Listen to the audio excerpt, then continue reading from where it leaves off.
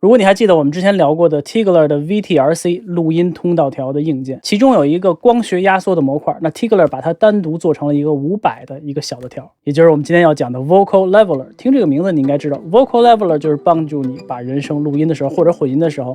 把它的动态变平整，控制它的动态。那在这个设计里边呢，他们把光学压缩的整个电路拿过来，配合了 FET 的输出的电路，可以给你更饱满更温暖的声音。但是使用的时候呢，有一个事情一定要注意，那今天的视频呢，我就来告诉你。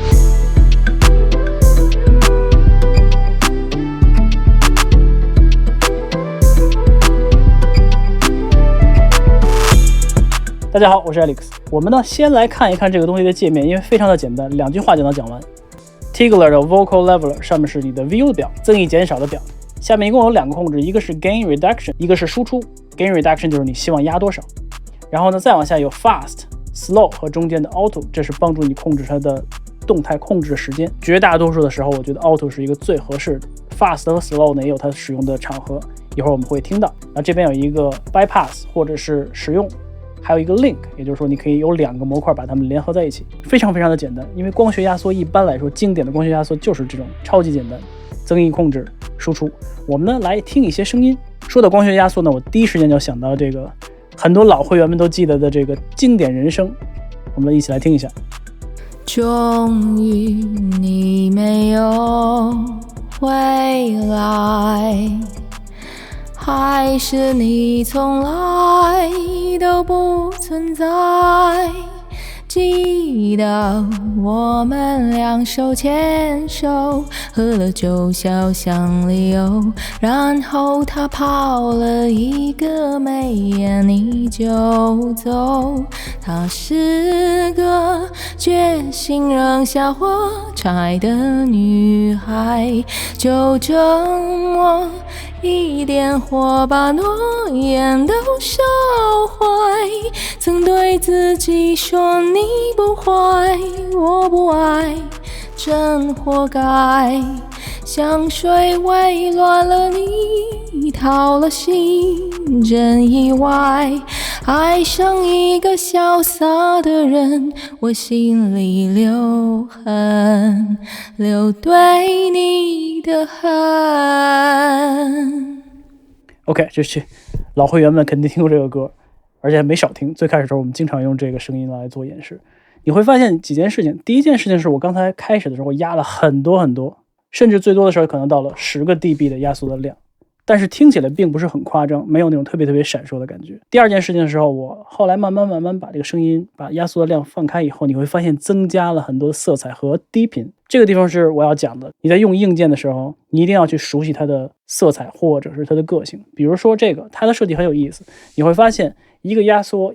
了电平以后输入给下一个，也就是它的 FET 的音染的电路，那输入的电路会决定你的 FET 的音染电路的色彩。如果你前面压的多，你的 FET 的音染就会少，因为它接收的电平少了。如果你前面压的少了，那后面的 FET 就会增加很多的音染。而你刚才听到的慢慢压缩减少了以后的声音变厚了，变得低频很多了，就是这块音染的色彩。所以你在用这个 Vocal Leveler 的时候呢，你有一点一定要注意的是，这个东西我发现如果你想要音染不太夸张的话，你要多压，跟我们想的还不太一样，你需要多压去控制它的动态，控制它的电平，传给它 FET 线路的电平，来控制它的音染。如果你压的很少的时候，很多的时候你会觉得这个声音爆了，或者是太多的音染。比如说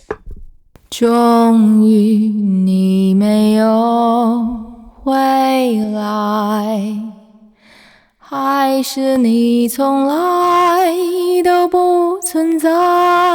甚至有一种 FET 过载的声音。我们2手牵手，喝了酒小巷里游，然后他跑了一个没眼你就走。他是个所以很多的时候决定于你的素材是什么。如果你录出来的人声本身就是那种很干瘪，没有特别多的低频、中频和力量的话，你多用一些 FET 的声音，在低频方面反而会给你很多的色彩。但如果你声音已经比较饱满了，你只希望控制动态的话，你可以大胆的去多压缩，甚至压到10个 dB 都不会有任何的特别明显的压缩感。这一点是用这台设备的时候一定要注意的一点。那我们再听一个湘琴和人声混在一起的一个弹唱单声道，那湘琴会干扰一些压缩的速度，但是我们可以试一下。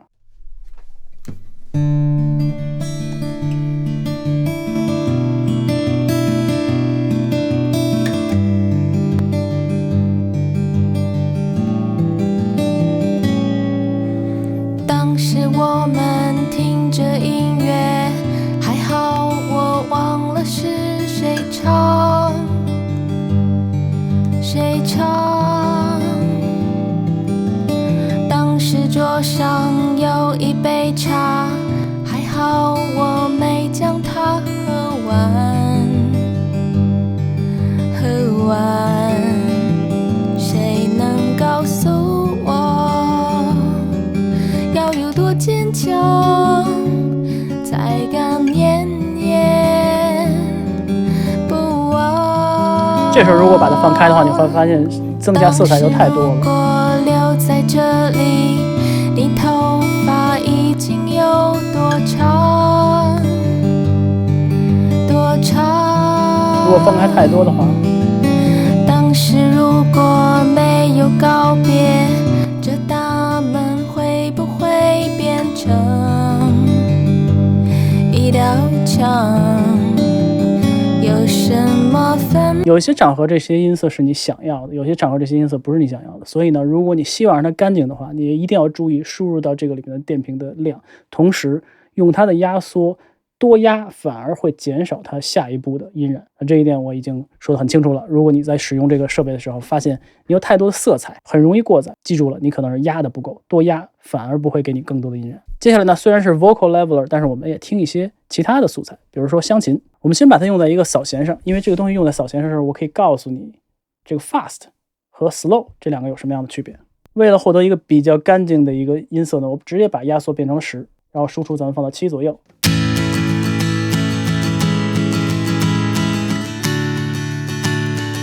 没有这个压缩的时候，你会发现你的动态上上下下的。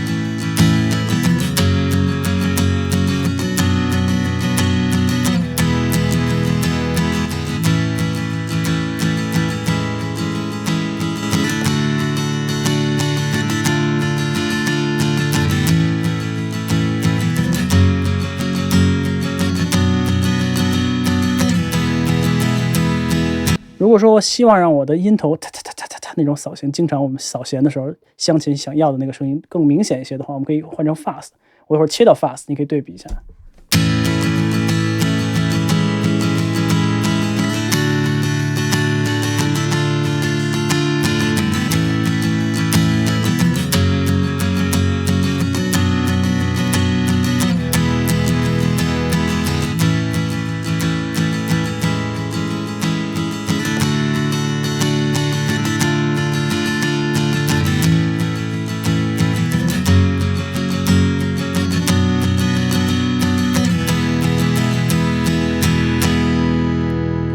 用 fast 的时候呢，可以很好的帮你把上面的一层叮叮叮叮的声音透出来以后，让你的声音变得更平整，用起来非常好。还有一个事情可以用的是光学压缩，因为它的速度本身比较慢，它是那种释放的时候比较缓慢，有那种阶段式的释放，所以你可以把它用在一些弹得慢的吉他上。比如说我们在这个地方听一个，你能听到左边的这个琴是没有压缩的，我只放到了中间。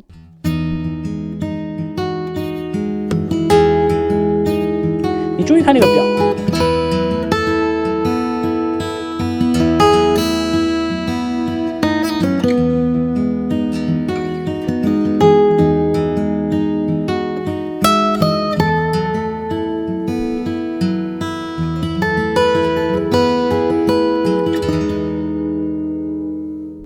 每一次它压缩过去的时候，真往回走的时候，实际上就是在慢慢的帮你把你的音量放回来。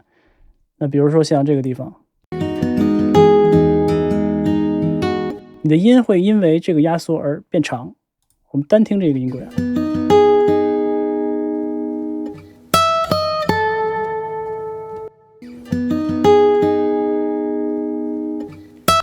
如果没有的，加进去。我甚至还可以补一点点音量，因为我的音头并没有那么响。没有的，加进去。我们现在用的是 fast， 如果放慢一些，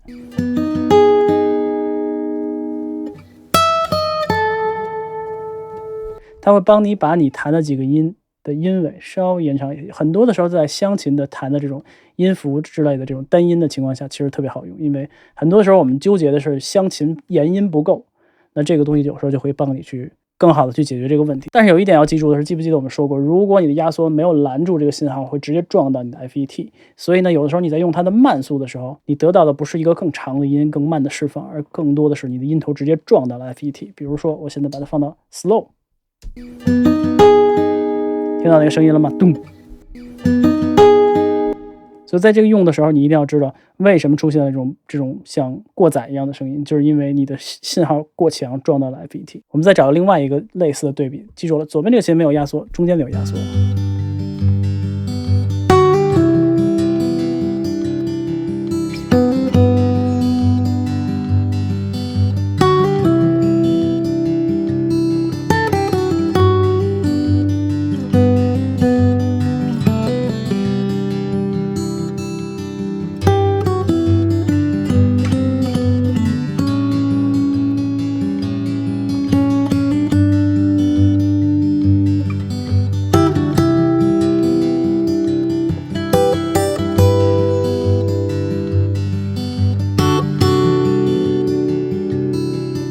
用这种打击感特别强的东西的时候呢，我建议你用自动挡或者用快速的档，然后呢把它的压缩量稍微多开大一些，可以帮助你更好的去延长这个声音。最后我们再看一个，虽然这个东西不一定用在这个场合，但你可以用在鼓上。如果你用在鼓上的话，光学压缩有时候会给你一种挺神奇又魔幻的一种声音，而且这3个模式你就可以自己去选择了。如果没有的话是这样的。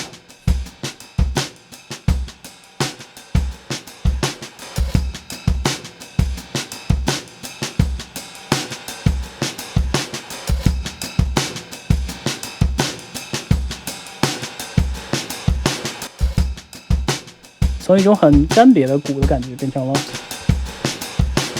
很多那种氛围的声音出来。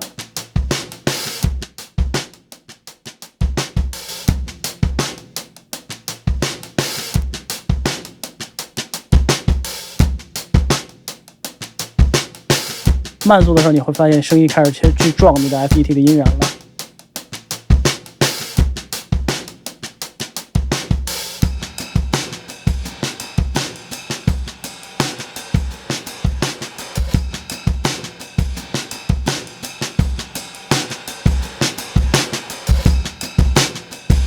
我用这个控制越来越多的把信号放给我的音源的电路的时候，音源就开始增加了。